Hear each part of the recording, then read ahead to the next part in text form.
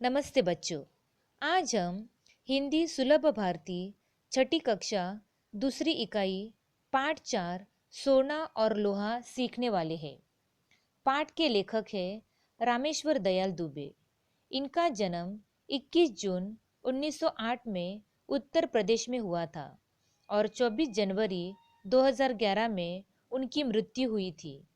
उनकी रचनाएं इस प्रकार है: अभिलाषा, चलो चले, डाल डाल के पंछी, माँ यह कौन, फूल और कांटा आदि। रामेश्वर दयाल दुबे जी प्रसिद्ध बाल साहित्यकार है। प्रस्तुत नाटिका में रंग रूप की अपेक्षा सद्गुणों के महत्व पर जोर दिया गया है। अच्छे गुण स्वीकारने और दोषों को दूर करने का संदेश दिया गया है। बच्चों, आजकल सोने के भाव बहुत बढ़ गए हैं, इसलिए लोहे को कोई महत्व नहीं देता, लेकिन कठिन समय में हमें उसकी ही याद आती है। सोने को अपने चमकते पीले रंग पर बहुत घमंड था। वह कहता है, मैं स्वर्ण मतलब सोना, मेरी भी क्या शान है, जिसे देखो मुझे चाहता है, मेरे गुण ही ऐसे हैं।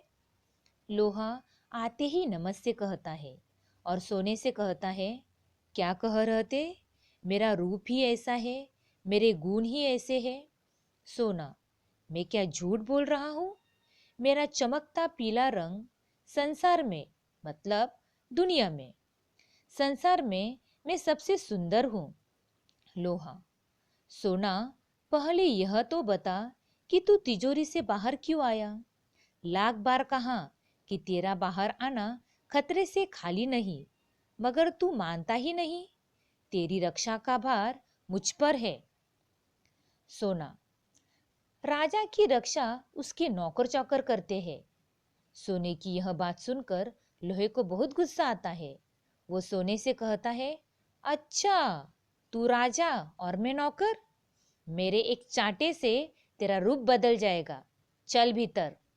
तभी सोना कहता है, भले ही तुम मुझसे बड़े हो, मगर मुझे डांटने का तुम्हें कोई अधिकार मतलब हक नहीं है। मेरे 10 ग्राम का मूल्य 25,000, तो तुम 25-30 रुपयों में किलो के हो। बच्चों, मनुष्य अच्छा है या बुरा, इसका परिचय उसकी सुंदरता या रंग रूप नहीं, बल्कि उसके सद्गुणों से किया जाता है। यहाँ सोने की घमंड की बात सुनकर लोहा सोने को बड़े भाई की तरह डांटता है और आगे उसे समझाते हुए कहता है, रुपयों में किसी वस्तु का मूल्य या कीमत लगाना व्यर्थ है।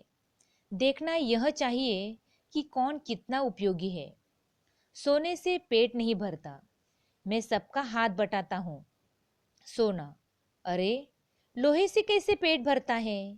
लोहा, मैं अगर न रहूं तो किससे बनेगा फावड़ा, कुदाल, खुरपी? मकान बनाना हो तो लोहा चाहिए। युद्ध में लोहे के ही अस्त्र शस्त्र काम देते हैं। कोई बड़ा काम करना हो तो लोहे के बिना हो ही नहीं सकता। रोटियां भी लोहे के तवे पर सेकी जाती है। सभी कुछ लोहे से ही बनता है। सोना, अंगूठी, माला, बाली लोहे से नहीं बनते, उसके लिए मेरी ही तलाश होती है। मैं राजा महाराजाओं धनिकों का प्यारा हूँ। मैं ऊंची जगह रहता हूँ, नीचे नहीं उतरता। बच्चों, जिस प्रकार हमारे हाथों की पांचों उंगलियां एक समान नहीं होती, परंतु प्रत्येक का अपना अलग अलग महत्व होता है, उसी प्रकार प्रत्येक चीज या मनुष्य में अपनी एक अलग विशेषता होती है। सोना अपने में ही मस्त था, इसीलिए लोहा सोने को अच्छा सबक सिखाता है और आगे कहता है, तू राजाओं धनिकों का प्यारा है, मैं किसानों मजदूरों का प्यारा हूँ। गरीबों की सेवा करने में मुझे सुख मिलता है। राजाओं के दिन अब लग गए मतलब चले गए, अब तो श्रमिकों के दिन है। सोना, मुझसे तो मेहनत नहीं होती, मैं तो आराम से रहता आया हूँ और रहना चाहूंगा। लोहा, आराम हराम है, श्रम में ही जीवन की सफलता है। तुमने देखा है मैं कितना काम करता हूँ। मैं कल कारखानों में दिन रात काम करता हूँ। जो काम करेगा उन्हीं का सम्मान होगा।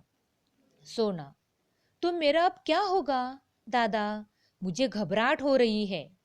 लोहा, तू डाल डाल, मैं पात पात।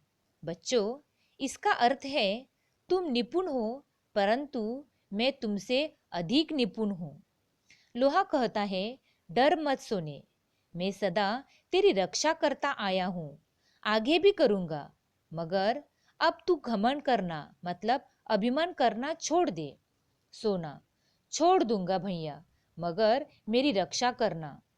लोहा, अच्छा अच्छा, तू मेरा छोटा भाई है ना, चल भीतर, बिना पूछे बाहर मत आना। इस तरह बच्चों, इस संवाद रूपी पाठ से हमें यह संदेश मिलता है कि कोई भी व्यक्ति अपने रूप या सौंदर्य के कारण महान नहीं बनता। मनुष्य अपने कर्म एवं सदाचार के कारण महान बनता है। कोई भी मनुष्य छोटा या बड़ा नहीं होता। मनुष्य अपने कार्यों से अपने आप को महान बनाता है। किसी एक आधार पर किसी मनुष्य की बुद्धिमानी या वस्तु की उपयोगिता को आंकना अत्यंत गलत है। हमें अपने जीवन में परस्पर सहयोग से आगे बढ़ना चाहिए। धन्यवाद।